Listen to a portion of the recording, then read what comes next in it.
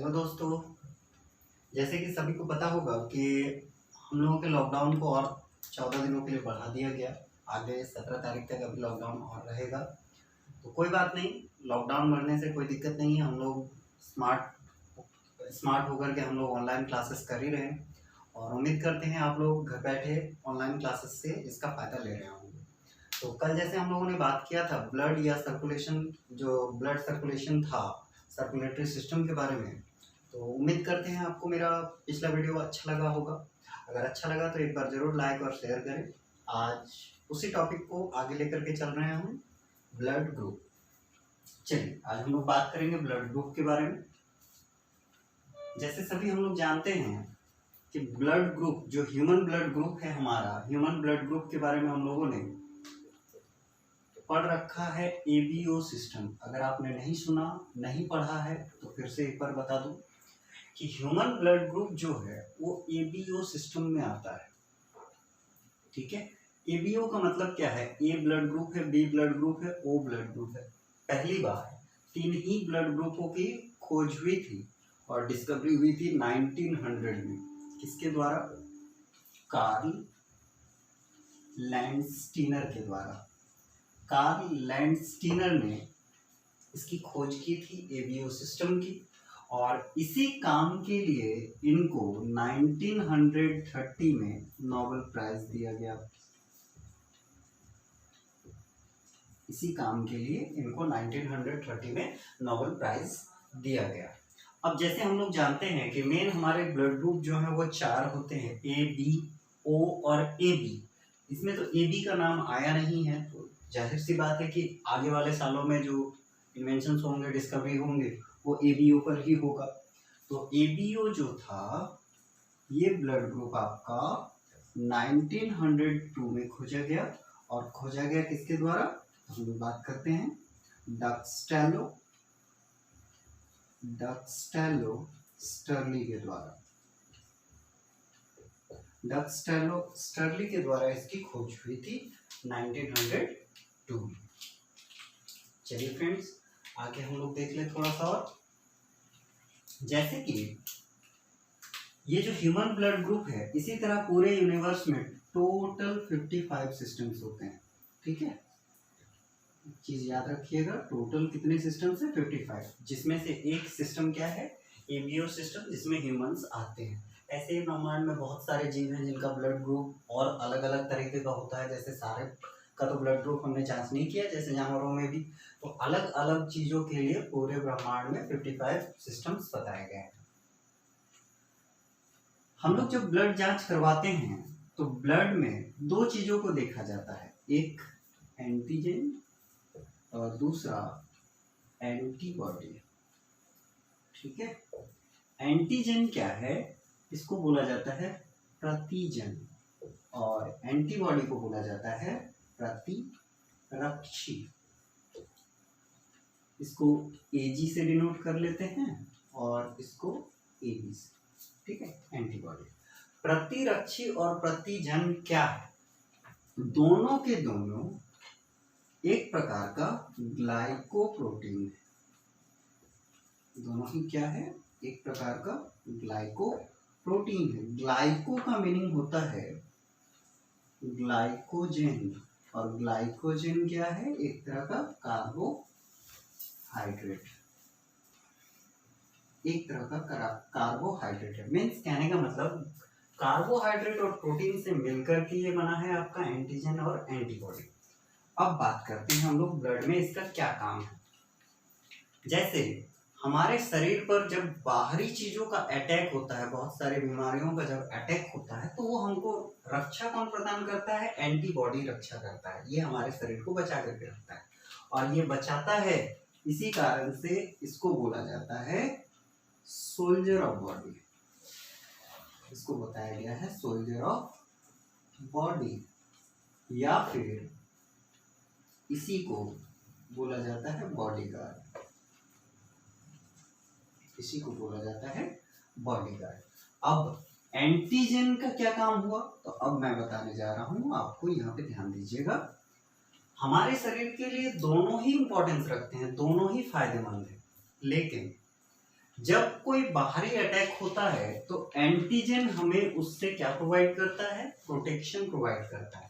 और एंटीजन क्या होता है, ये हमें बाहरी चीजों से मतलब प्रोटेक्शन प्रोवाइड नहीं कर पाता। क्यों नहीं कर पाता, हम आगे के धीरे धीरे जब आगे हम क्लासेस को बढ़ाएंगे तो इसके बारे में और थोड़ा चर्चा करेंगे। लेकिन अब बात करते हैं, जब हम लोग ब्लड जांच करवाने जाते हैं खास करके, तब हम लोग क्या देते हैं, आरबीसी देते हैं। ब्लड के 3 प्रकार हैं, पिछले वीडियो में मैंने बता रखा है। तो जब हम लोग ब्लड जांच करवाने जाते हैं, ग्रुप जांच करवाने जाते हैं, तो आरबीसी, और याद रहे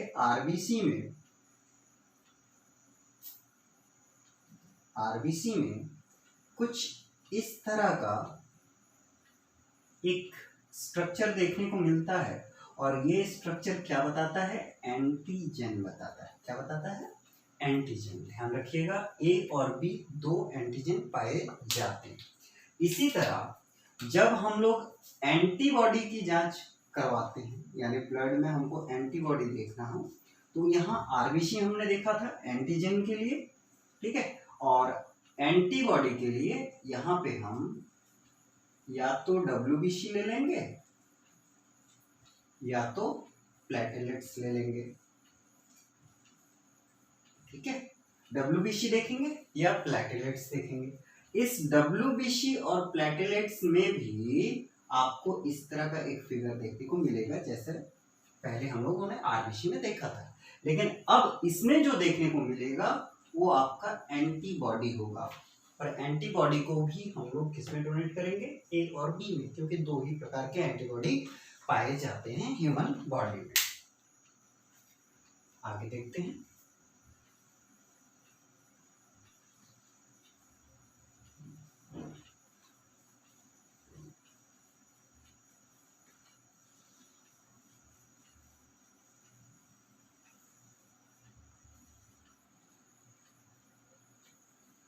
अब यहाँ पे हम लोग समझने की कोशिश करते हैं ब्लड ग्रुप को, कैसे करके ब्लड ग्रुप हम लोगों का पता चलता है। जिस किसी के भी बॉडी में, खास करके एजी बता दे रहे हैं हम, और एबी, एंटीजन और एंटीबॉडी, जिसके ब्लड में ए एंटीजन पाया जाता है, ध्यान रखना उसका जो ब्लड ग्रुप होगा, बीजी जो होगा, ब्लड ग्रुप जो होगा, वो भी क्या होगा, ए होगा।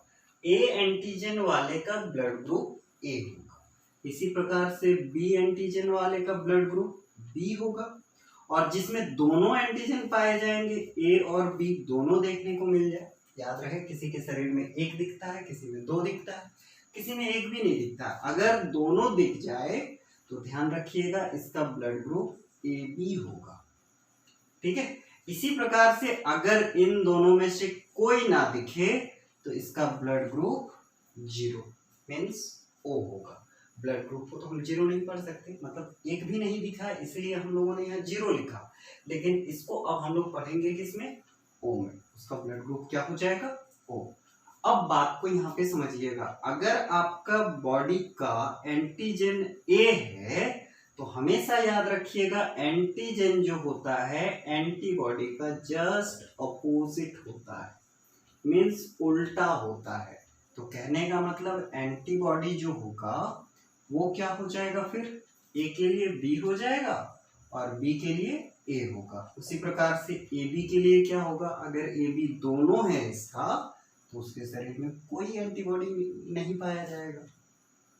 अब अगर इसकी बॉडी में एंटीजन है ही नहीं, 1 भी नहीं है, तो उसका एंटीबॉडी या एंटीजन एंटीबॉडी जो होगा वो दोनों रहेगा। बात समझ आया। इस तरह क्यों होता है, अब समझते हैं हम लोग ऐसा क्यों होता है।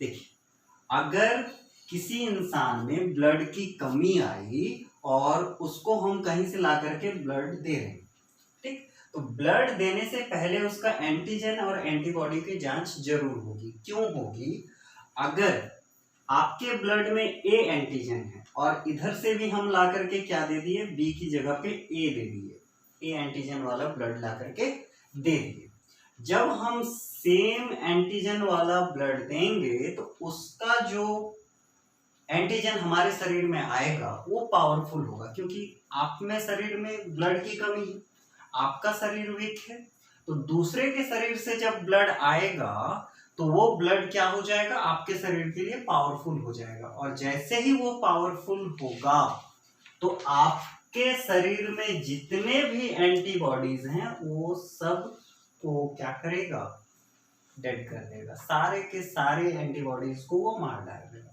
और जैसे ही सारे एंटीबॉडीज आपके मर जाएंगे, आपके शरीर में क्या होगा, बीमारियों का घर बनेगा, लेकिन आपको उतना देरी तक वो रहने भी नहीं देगा।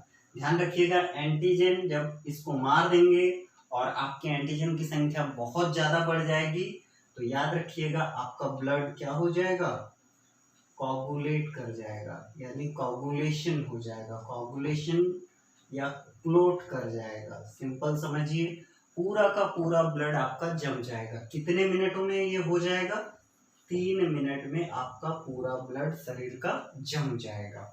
कहने का मतलब, अगर आपके शरीर में गलती से भी सेम एंटीजन दे दिया गया बाहर से, तो आपके सारे एंटीबॉडीज को वो मार डालेगा और आपका पूरा का पूरा ब्लड क्या कर जाएगा, कोगुलेट कर जाएगा, क्लोट कर जाएगा। ऐसा कितने मिनटों में होगा, कितने देरी में होगा, 3 मिनट के अंदर होगा, आपका पूरा का पूरा शरीर का ब्लड जम जाएगा।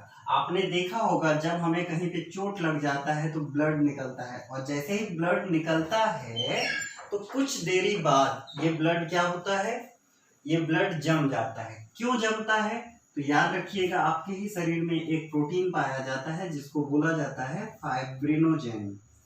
फाइब्रिनोजेन, ये जो फाइब्रिनोजेन है ये आपके शरीर में ब्लड को जमने में मदद करता है।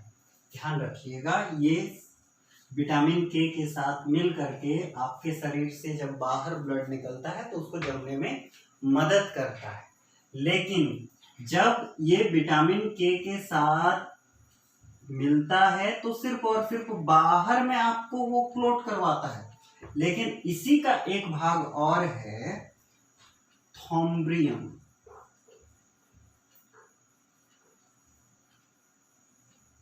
थॉम्ब्रिनोजेन या फिर प्रोथ्रोम्बिन,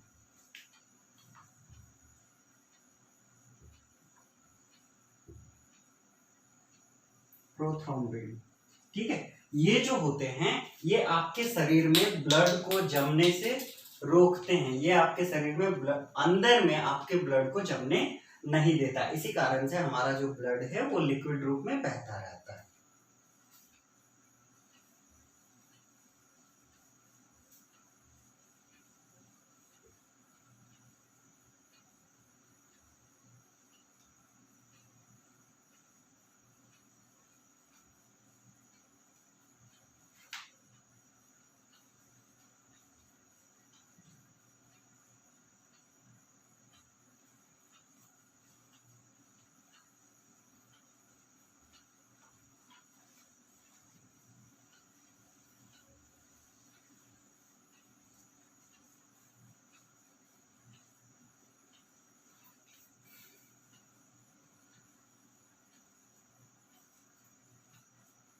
अब देखते हैं आगे, चलिए चार्ट बना लेते हैं हम लोग। जैसे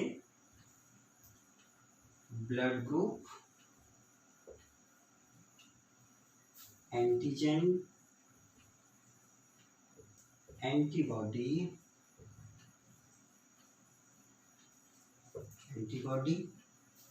रिसीवर, डोनर और RH फैक्टर। हम लोग बात करेंगे अभी RH फैक्टर की, अब थोड़ी देर के लिए उसको लीव करेंगे।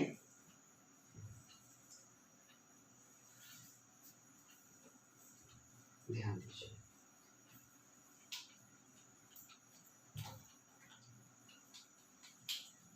अगर किसी इंसान का ब्लड ग्रुप ए है तो अभी अभी हमने पढ़ा कि उसका एंटीजन भी क्या होना चाहिए, सेम। अगर किसी का ब्लड ग्रुप बी है तो उसका एंटीजन भी बी होगा। अगर किसी का ब्लड ग्रुप ओ है, चलिए ये भी कर ले पहले, ए बी है तो उसका एंटीजन भी ए और बी होगा दोनों। अगर ओ है तो उसका एंटीजन कुछ नहीं होगा। अब एंटीबॉडी जस्ट इसका उल्टा होता है।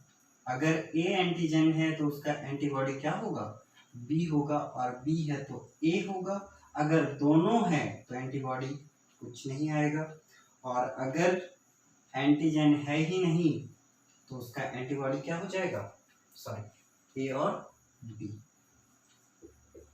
ऐसा क्यों, अब समझते हैं। ध्यान दीजिए, एंटीजन क्या करते हैं, बाहर से जब आते हैं तो दूसरे एंटीजेंस को और एंटीबॉडीज को मारना शुरू करते हैं, यही ना। इसके पास एक भी एंटीबॉडी है ही नहीं। कहीं से भी कोई भी ब्लड ला करके इसको दे दो, तो जब एंटीबॉडी है ही नहीं तो मारने के लिए कुछ बचा ही नहीं, तो इसके शरीर में कोई हानि होगा ही नहीं। कहने का मतलब, इसको हम किसी का भी ब्लड ला करके दे दें, रिसीव करवा दें, तो कोई फर्क नहीं पड़ रहा है, चाहे ए का दे दें, बी का दे दें, ए बी का दे दें या ओ का दे दें। तो कहने का मतलब ये सभी से खून ले सकता है। कारण क्या है कि इसके पास एंटीबॉडी है ही नहीं। तो जब है नहीं तो ए बी को ही तो कहेंगे हम यूनिवर्सल रिसीवर, सार्वभौमिक ग्राही, या यूनिवर्सल रिसीवर कहते हैं इसको। इसी प्रकार इसके पास एंटीजन नहीं है, ओ के पास क्या नहीं है, एंटीजन नहीं है, तो किसी के भी शरीर में डाल दो इसको, किसी को मार ही नहीं सकेगा ये। जब किसी को मार नहीं सकेगा, एक भी एंटीबॉडी इसको मार नहीं पाएगा, तो ये किसी के भी शरीर में चला जाएगा। मतलब सबके शरीर में हम इसको भेज सकते हैं, भेज सकते हैं ना। यानी डोनर है ए के लिए भी, बी के लिए भी, ए बी के लिए भी, और खुद ओ के लिए भी। यानी ये सबको अपना खून दे सकता है। इसी कारण से इसको बोला जाएगा यूनिवर्सल डोनर।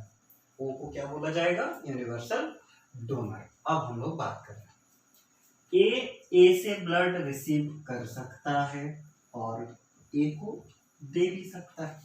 बी से रिसीव कर सकता है तो बी को दे भी सकता है। ठीक, ए बी से रिसीव करता है, ले सकता है, तो ए बी को दे भी सकेगा ना। अगर ओ को दे सकता है तो ओ से ब्लड ले भी सकता है। क्लियर हो गया यहां तक?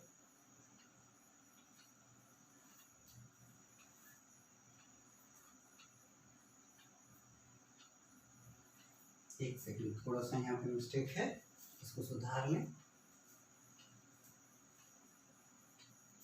हाँ, ओ जो है सबके लिए डोनर है, तो डोनर है मतलब सभी को इसको रिसीव करेगा। ठीक है, ये बाकी रिसीव करेंगे। और ए बी क्या है, सबके लिए रिसीवर है, मतलब ये खुद एक रिसीवर है, सबका खून ले सकता है। क्लियर कर लीजिएगा ये चीज। ठीक है, यहां तक आपका ब्लड ग्रुप हो गया होगा। अब बात करते हैं RH फैक्टर की। 1940 में लैंडस्टीनर एंड इसी के एक स्टूडेंट जिनका नाम था वीनर, इनका नाम क्या था, वीनर। 1940 में इन दोनों ने एक बंदर की प्रजाति जिसका नाम था रेसस मॉन्की, एक अफ्रीका में एक बंदर पाया जाता है जिसका नाम क्या था, रेसस मॉन्की, और इसी मंकी का ब्लड जांच किया था, आरबीसी लिया था। क्या ले लिया था, आरबीसी। जब आरबीसी इन्होंने जांच किया तो क्या देखा, इनमें एक अलग तरह का एंटीजन दिख रहा है, और जो एंटीजन दिख रहा है इसका नाम इन्होंने डी एंटीजन रखा। इससे पहले 2 एंटीजन मिल चुके थे हम लोगों को, ए और बी। अब इस मॉन्की में, इस बंदर में इन लोगों को एक नया एंटीजन दिखा, वो क्या था, डी। और इसकी जांच के बाद, चूंकि ये बात बहुत पहले से फैली हुई थी कि हम लोग बंदर की जाति से ही एवोल्यूट हुए हैं, एवोल्यूशन जो हुआ है इंसानों का वो बंदरों से ही हुआ। तो हम लोगों में क्या ये डी एंटीजन पाया जाएगा, जाता है? जरा चेक कर ले। तो पूरी दुनिया में जब जांच हुआ तो पाया गया कि 80% लोगों में 80% लोगों में डी एंटीजन पाया जा रहा है और 20% लोगों में डी एंटीजन एब्सेंट था, नहीं पाया गया। तो ये निर्णय हुआ, ये फैसला लिया गया कि जिन लोगों में डी एंटीजन पाया जा रहा है उनका ब्लड ग्रुप पॉजिटिव होगा और जिनमें डी एंटीजन नहीं पाया जा रहा है उनका ब्लड ग्रुप नेगेटिव होगा।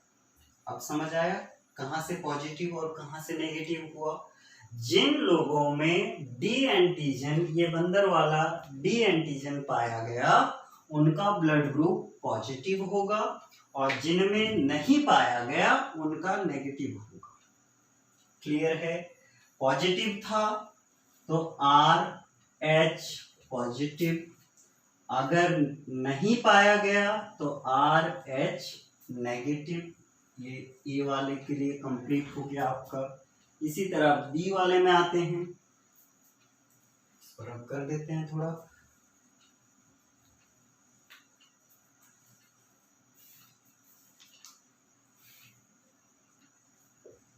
इसके लिए भी पॉजिटिव, इनके लिए नेगेटिव। इसी प्रकार से इनका पॉजिटिव, इनका नेगेटिव नहीं मिला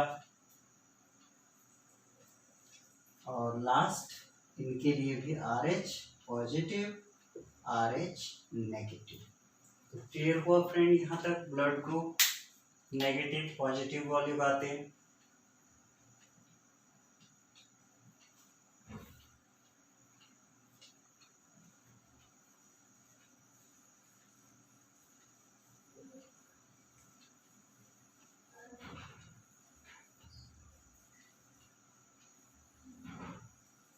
अब आगे हम लोग बात करते हैं, एक क्वेश्चन सेट मैंने देखा था SSC से CGL का, जिसमें एक क्वेश्चन पूछा गया था एक बीमारी को लेकर के। चलिए उस बीमारी के बारे में, ब्लड के उस बीमारी के बारे में हम लोग यहाँ पे चर्चा करेंगे।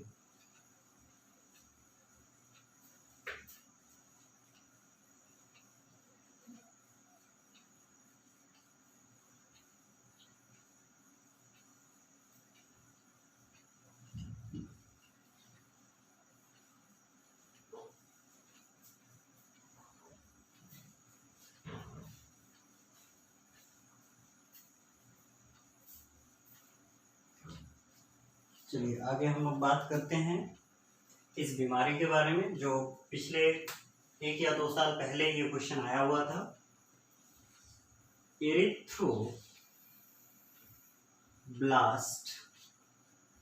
एरिथ्रोब्लास्ट क्वार्टेलिस्ट, ठीक है। ये एक तरह की बीमारी है। कौन सी बीमारी है अभी हम बात कर ले रहे हैं इस बारे में। मान लीजिए कोई लड़का है जिसकी शादी एक लड़की से हो रही है और उसका ब्लड ग्रुप नेगेटिव है। लड़की का ब्लड ग्रुप क्या है? नेगेटिव है और लड़के का ब्लड ग्रुप पॉजिटिव है। अब प्रॉब्लम ये है, अगर लड़की नेगेटिव है लड़का पॉजिटिव है, सेम ब्लड ग्रुप होगा तभी बात कर रहे हैं, ठीक है। अलग अलग ब्लड ग्रुप में ये बीमारी नहीं होगी। अगर सेम ब्लड ग्रुप है, इसका A है इसका भी A है, या इसका B है इसका भी B है, AB है AB है, या इसका O है उसका भी O है, तब की बात हो रही है। अगर सेम ब्लड ग्रुप है और लड़का पॉजिटिव है लड़की नेगेटिव है, तो याद रहे इन दोनों के बीच से जब किसी बेबी का जन्म होगा, यानी किसी बच्चे का जब जन्म होगा, तो वो जो पहला बच्चा होगा वो दुनिया में सरवाइव करेगा, यानी पहला बच्चा फर्स्ट चाइल्ड जिंदा बच जाएगा। लेकिन इसके बाद इन दोनों से कोई दूसरा बच्चे का अगर जन्म होता है, कोई सेकंड बच्चा, थर्ड बच्चा, कोई भी मान लो, सेकंड हो, थर्ड हो, फोर्थ हो, इसके आगे कितने भी बच्चे को ये चाहें तो कभी भी जन्म नहीं दे सकते। मतलब सारा का सारा बच्चा माँ के गर्भ में ही ब्लास्ट कर जाएगा। कहने का मतलब अगर बच्चे का जन्म आगे होगा तो उस बच्चे का मृत्यु माँ के गर्भ में ही हो जाएगा, और इसी बीमारी को बोला जाता है इरिथ्रोब्लास्ट फर्टिलिस्ट। ठीक है, क्यों होता है ऐसा मैं अभी समझा रहा हूं आपको। माँ थी नेगेटिव, पिता था पॉजिटिव, ब्लड ग्रुप दोनों का क्या था, एक का पॉजिटिव एक का नेगेटिव। याद रहे, अगर पिता नेगेटिव होता, माँ पॉजिटिव होती तो ऐसा कोई बीमारी नहीं होता।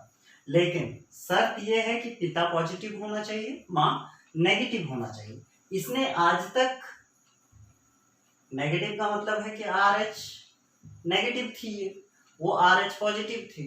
इसने आज तक अपने शरीर में ऐसा कोई भी सेल नहीं देखा था जो पॉजिटिव था। आया कहां से, पिता के द्वारा आया इसके शरीर में। लेकिन पहले बच्चे का तो जन्म हो गया, लेकिन जब इसके द्वारा एक बच्चे का जन्म हुआ तो इसका एब्डोमेन जो था, इसका पेट जो था, वो धीरे धीरे खाली हो गया, और खाली होते ही इसके शरीर में कुछ घाव बनेंगे, कुछ चोटों के निशान आएंगे, और जैसे ही चोटों के निशान आएंगे, घाव बनेंगे, तो इन घावों को भरने के लिए, याद रहे, पिता का जो ये पॉजिटिव सेल था, यही सेल माँ के गर्भ में एक नया सेल बनाएगा जिसको बोला जाता है मेमोरी सेल। ठीक है, ये मेमोरी सेल उसके गर्भ में बन करके तैयार होकर के रह जाएगा, और जब ये नया सेल उसके गर्भ में बनेगा तो याद रहे, इसके बाद जो भी बच्चा जन्म लेने के लिए तैयार होगा वो सारे के सारे बच्चों को मार डालेगा। कौन, ये मेमोरी सेल। यही सेल होता है जो आगे गर्भ धारण करने नहीं देता माताओं को। ठीक है, अब इसकी बीमारी का इलाज क्या है, तो याद रहे, इसके लिए दिया जाता है DNT ड्रग। एक दवा है जो माँ के गर्भ में, या माँ को पहले ही दे दिया जाता है जब पता चल जाता है कि ये माँ नेगेटिव है। इसीलिए बोला जाता है, याद रहे, यूएन ने ये कंपलसरी, यूएनओ ने, यूनाइटेड नेशन ने ये कंपलसरी कर रखा है कि लड़का और लड़की की शादी में आप कुंडली भले चेक करवाएं या ना करवाएं, लेकिन ब्लड ग्रुप जरूर जांच करवा लें, कहीं सेम ब्लड ग्रुप में लड़का पॉजिटिव और लड़की नेगेटिव ना हो जाए। होने से क्या होगा कि आगे उनको बहुत सारी दिक्कतों का सामना करना पड़ेगा, और जो हो सकता है पारिवारिक हिंसा का भी कारण बन जाए। इसीलिए बोला गया है कि ब्लड ग्रुप जरूर पहले आप जांच करवा लें। चलिए आगे थोड़ा और बात करते हैं।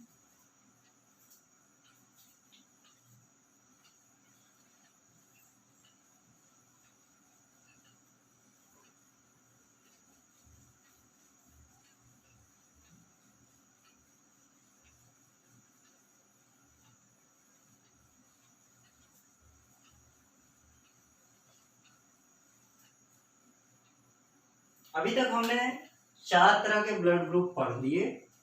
4 क्यों, उनका नेगेटिव भी पढ़ लिया, मतलब टोटल 8 पढ़ लिए।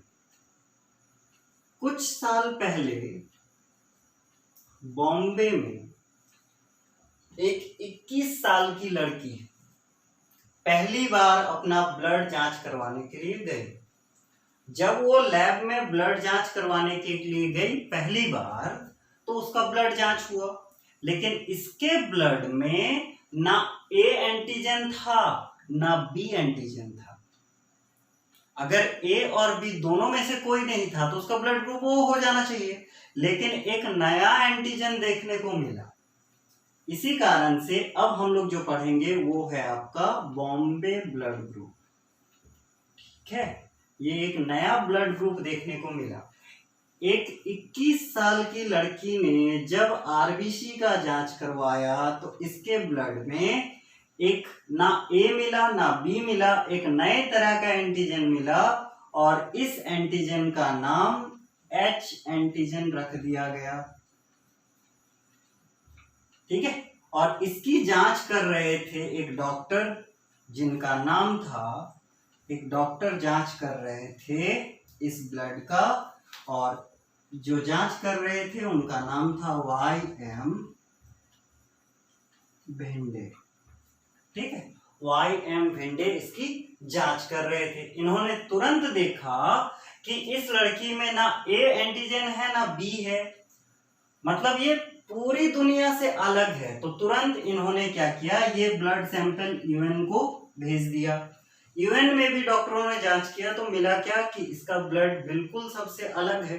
जब सबसे अलग है तो इसको अलग कैटेगरी में करना चाहिए, अलग कैटेगरी में रख दिया गया। लेकिन Y.M. भिंडे ने क्या पाया, इसका ब्लड ग्रुप बिल्कुल O ग्रुप की तरह ही काम करता है। लेकिन ध्यान रखिएगा, O ग्रुप की तरह काम तो करता है, कहने का मतलब O ग्रुप मतलब अब क्या हो गया, यूनिवर्सल डोनर हो गया। तो ये किसी को भी अपना ब्लड दे सकता है, A को दे दे, B को दे दे, AB को दे दे, O को दे दे, या H एंटीजन वाले को भी ब्लड दे सकती है। लेकिन जब लेने की बात आएगी तब याद रखिएगा कि ये रिसीव सिर्फ और सिर्फ H एंटीजन वाले से ही कर सकती है, ये दूसरे से ब्लड नहीं ले सकती। तो याद रहे, जब लोगों को ये बात पता चला तो सारे साइंटिस्ट लग गए कि ऐसे कितने लोग हैं कि जिनका ब्लड इस ग्रुप में आता है H एंटीजन वाले में। तो पता चला कि पूरी दुनिया में टोटल 72 लोग ही इस ब्लड के पाए गए, और वो भी कहाँ, इंडिया और चाइना में, इंडिया प्लस चाइना में, जहां पूरे वर्ल्ड का सबसे ज्यादा पॉपुलेशन है, वहीं पे सिर्फ 72 पीपल पाए गए इस ब्लड ग्रुप के साथ। एक बात आपको शायद पता नहीं होगा, मैं आपको बतला देता हूं कि इंदिरा गांधी को जब उसके बॉडीगार्ड ने गोलियां मारी थी तो उसकी मौत गोली से नहीं हुई थी, तो फिर हुई कैसे? जब उनको दिल्ली के एम्स हॉस्पिटल में भर्ती करवाया गया तो उनकी गोलियां निकाल दी गई थी, वो बच सकती थी। दिक्कत ये हो गया कि उनका ब्लड ग्रुप O नेगेटिव था। ठीक है, तो O नेगेटिव था तो PM थी, पूरी दुनिया में O नेगेटिव का ब्लड, सारे ब्लड ग्रुप को अगर मिला लें तो बस पूरी दुनिया में 4% ही पाया जाता है O नेगेटिव, बाकी सब पॉजिटिव होते हैं। तो इतना कम ब्लड, मतलब इतना कम प्रतिशत में जब मौजूद है तो ब्लड बैंक में O नेगेटिव मिला ही नहीं। जब O नेगेटिव ब्लड नहीं मिला तो ब्लड की कमी के कारण ही इनका डेथ हुआ था। गोलियां लगने के बाद जब ऑपरेशन किया गया, सर्जरी किया गया, तो बहुत सारा खून बह गया था इंदिरा गांधी का, तो बस इसी ब्लड की कमी के कारण इनका मौत हो गया था। अब सोच के देखिए, जब एक प्राइम मिनिस्टर को ब्लड नहीं मिल रहा है ब्लड बैंक में, तो हम और आप क्या कर सकते हैं, हम लोगों को कैसे मिल सकता है? ठीक है, तो इसीलिए बोला गया है कि ब्लड ग्रुप जांच करवाना क्यों इम्पोर्टेंट है, और समय समय पर थोड़े बहुत ब्लड डोनेट भी करना चाहिए, क्योंकि जो ब्लड आप डोनेट करते हो वो करीब 3 से 4 दिन में आपका फ्रेश ब्लड रिकवर हो जाता है। ये तो बात था बॉम्बे ब्लड ग्रुप की। आगे हम लोग बात करते हैं।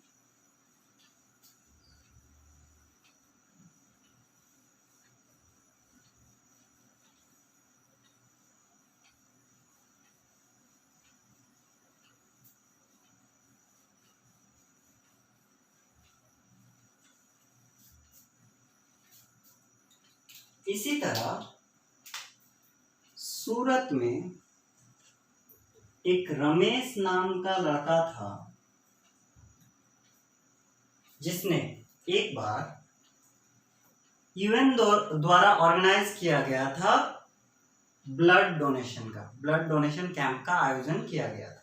तो ये रमेश भी वहां ब्लड देने के लिए आया था। तो ब्लड लेने और देने से पहले मैंने ही आपको बता रखा है कि एक बार आपका ब्लड ग्रुप की जांच होती है। कारण है कि ये ब्लड हम रखेंगे कहाँ, तो उसका ग्रुप जानना बहुत जरूरी है।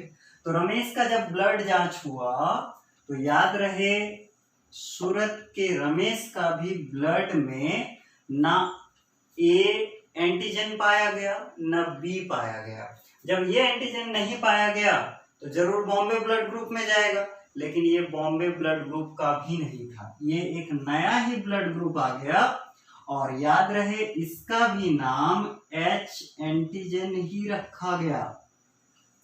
लेकिन ये जो H एंटीजन ब्लड ग्रुप था ये हाई फ्रीक्वेंसी वाला था। ये कैसा था? हाई फ्रीक्वेंसी वाला था। तो तुरंत इसके भी ब्लड को भेज दिया गया उसी डॉक्टर के पास जिनका नाम क्या है? YM भेंडे के पास। ठीक है, YM भेंडे के पास भेजा गया और इसकी जांच हुई तो सही में ये ब्लड भी क्या था? तीनों से अलग था। इसी कारण से इसका जब जांच हुआ तो इसका नाम पड़ गया इस ब्लड ग्रुप का INRA, इनरा ब्लड ग्रुप पड़ गया इसका नाम। इनरा का मतलब है IN इंडिया, RA का मतलब इस लड़के का नाम रमेश। और पता लगाया गया कि ऐसे कितने ब्लड हैं, तो याद रहे ऐसे इंडिया में फिर सिर्फ 7 लोगों के पास ही ये ब्लड पाया गया। पूरे भारत में सिर्फ 7 लोगों के पास ये ब्लड पाया गया। ठीक है फ्रेंड्स, तो उम्मीद करते हैं कि आपको ये हमारा ब्लड ग्रुप वाला टॉपिक पसंद आया होगा, अच्छा लगा होगा।